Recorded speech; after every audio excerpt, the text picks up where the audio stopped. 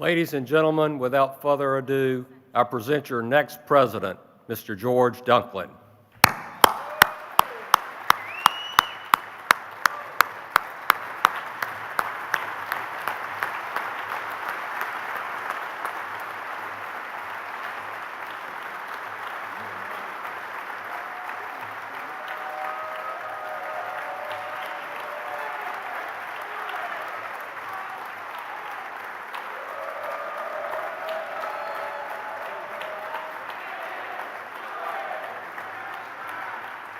One more time.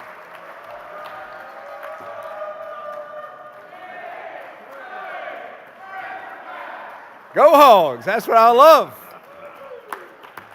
Well, John, today we've heard timing is everything, over and over and over. Now, I don't always agree with that on the financial side because you have been a tremendous president, but timing is everything that an Arkansan is following a Louisiana.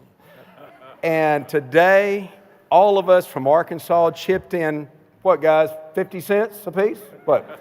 To get you a very, very special present from the state of Arkansas. Only very few people are allowed to wear this, and especially almost nobody from Louisiana. But just from you and our friends in the red shirts over here, go Hogs, brother. It's your own hog hat. Woo! It's the right size.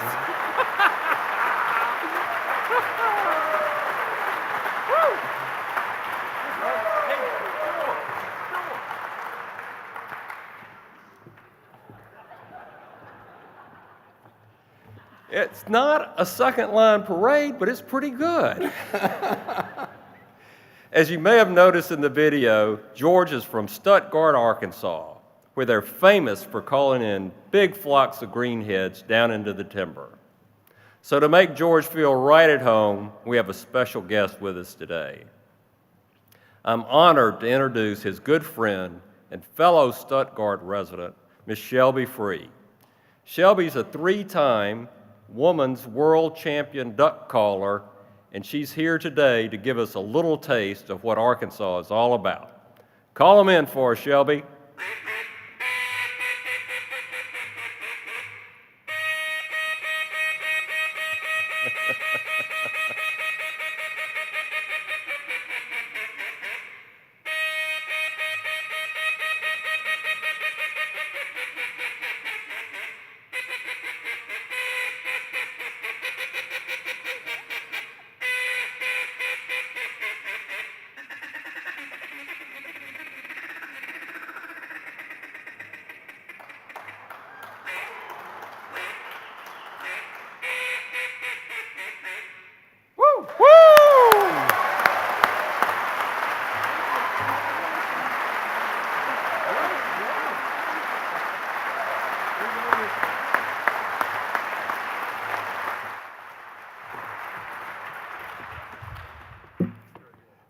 Ironically, her dad is a guide for us at the Duck Lodge, and I can tell you who's the better caller.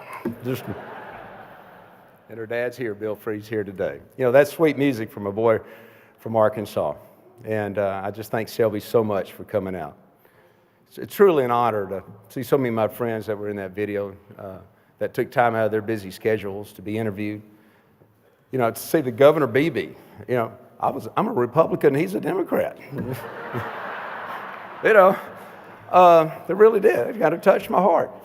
But Mr. Dummett, Billy, I would especially like to thank you for your words and the introduction that you gave me. You and Tommy came all the way out here to Portland for this event and spent the time with us. And to say what you said today means a lot. You know, I know my mom and dad would like to have been here. I'm glad to know that now I'm a done of it. So if we need to go and check with the estate lawyers and see how I can get your will, I'm willing to do that. I also like to take the time to thank my many good friends from Arkansas and Memphis that came here to Portland this week. Thank you guys for coming. You know, you're going to see a part of Ducks Unlimited that you probably never knew existed in the conservation videos and what you've seen today. And this is a special organization. Thank y'all for coming to our national convention. also like to take this time right now to recognize a very special friend of mine, my fellow board member of Ducks Unlimited. Also, he's an Arkansas Game and Fish Commissioner, my good friend, Mr. Steve Cook. And I want to thank Steve for all that he's done to make this event very, very special to me and my family, and also for the state that we both love very much. There are so many who deserve recognition. Now, I'd first like to thank our past chairman of the board, Mr. John Pope, for his service as president and chairman. During his and Bruce Lewis's tenure, our organization brought in new executive leadership, as you've heard today, and it took their guidance and their wisdom to make that happen. Now, I would be remiss if I didn't recognize John Newman for his tenure as president for Ducks Unlimited for the past 2 years, and I look forward to working with him in his new role as chairman. During the last couple of years, John has been extremely supportive of me in my role as first vice president, and has been a tremendous confidant in helping me prepare for this next step. I also like to thank two of my DU mentors that are here today. These two gentlemen have been very, very special to me. John Tomke and Jeff Schran, both extremely dedicated DU volunteers that love this organization so much with all their heart. And they keep on giving and giving and giving. They've been a big part of me in my 30-year volunteer, and I thank you both gentlemen. Thank you very much. For me, the journey to become president of Ducks Unlimited started when I was just a little kid, hunting on the Grand Prairie with my father near DeWitt and Stuttgart. The days I spent with him in the field and the talks that we had made a lasting impression on my life. I was too young at the time to realize what those talks meant, but during those hunts, Dad was planting those seeds of conservation, stewardship, and the love of land in my little brain. He would constantly tell me that we don't own this land, but we're simply the tenants for the short time we're here. And it's our responsibility to leave this land better than we found it. That philosophy still rings true for me today. As you saw from the video, I truly love everything about ducks. It's never been just about the shooting a duck for me, although, nobody likes to shoot a duck more than me. Well, maybe with my exception, my good friends Billy Dunham and Chuck Smith. And Billy, we're going to talk about my shooting later on. Instead, it's about everything involved before you get to the hunt. The development of the habitat and the land. The sight of that first flight of ducks in the fall. We're hearing the sound of snow geese at night flying in September. Duck hunting is a unique in the hunting world, as we get to share these wonderful experiences of mallards falling into our timber hole or shooting green-winged teal out of a pit in a rice field. Nothing against the solitary hunting sports of turkey hunting or deer hunting, those kind of sports, but duck hunting is a time you can spend with your friends and family to create those special memories that can be shared and retold for years to come. As I look back on my life and think about the different people who had a major impact, I think of Alex Welford, my father's closest friend from Memphis, Tennessee, and the finest gentleman I ever met. Of course, I think of Billy Dunham, whose generous gift to Ducks Unlimited in 1991 brought our national headquarters to Memphis. He's a man that's done so much for so many. It's certainly been one of my idols in my life. Think of Herman Taylor Jr. from Natchitoches, Louisiana, past president of this organization with amazing vision for where we should go. It was Mr. Taylor who in 1983 first saw that potential in me to do something special. It motivated me to fulfill that potential. I think of a gentleman, I wish it was here right now. It's Papa Duck. Everybody in Arkansas, most everybody in this room that's ever attended a national convention know who I'm talking about. Raleigh Rimmel from Little Rock, Arkansas. His passion, his love for Ducks Unlimited was so contagious. I remember that convention in Salt Lake City, 2003, when Papa Duck set me down on the sofa there in the hotel and challenged me one day to lead this organization. As I stand here today, I also reflect on my friendship with my good friend, Governor Mike Huckabee, and the confidence he displayed in me back in 2005 when he appointed me to the Arkansas Game and Fish Commission. What an amazing man who started from such humble beginnings to be where he is now in life. Governor Huckabee is going to be our keynote speaker, by the way, later in summer, August 1st in Memphis at our leadership conference. I encourage everybody to come to that. That's a leader of this organization here, Governor Mike Huckabee. He's given so much to this organization. He loves Ducks Unlimited. You know, I think about the first regional director that really got me going was a guy named Steve Frick from Russellville, Arkansas. A lot of you old-timers remember Steve, and what a great RD he was. He had a lasting impact on me as he stressed the importance of getting involved with Ducks Unlimited, and he pushed me. He helped really get me going into DU. And I probably would not be here today if it wasn't for my very good friend, Bruce Lewis. Bruce spent more than an hour with me in Lake Charles, Louisiana, in a hotel late one night interviewing me for the Conservation Programs Committee chair position. After that conversation, I really understood the importance of serving in a DU leadership role. I will be forever grateful to him for having confidence in me and asking me to serve during his presidency. I got to thank my wonderful wife, Livia, who knew accepting a volunteer position with Ducks Unlimited would mean our time away from our three daughters, Megan, Hillary, and Lauren, who both are here. Hillary and Lauren are. But she knows what DU means to me. Nobody has been more supportive and sacrificed more than she has so I could follow my conservation dream jobs. After looking back on the past and the accomplishments of those who came before me, I can't help to be excited for our future in Ducks Unlimited.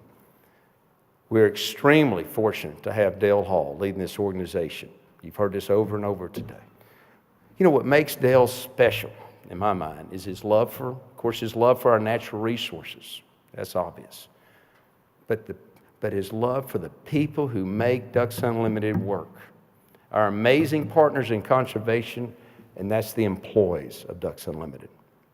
There are too many to name here today, but each of you knows who you are and what you mean to me. I've developed a love and a respect for these folks and have a wonderful friendship with many. Thank you for what you do and your dedication for your profession. Without these valued staff members and our devoted army of volunteers, we could never accomplish the goals set out in our national business plan. We're beginning preparations to kick off another billion-dollar capital campaign in a challenging economic environment. And you'll be hearing more about that in the coming months. John Childs, and I know John's here somewhere. John's right there.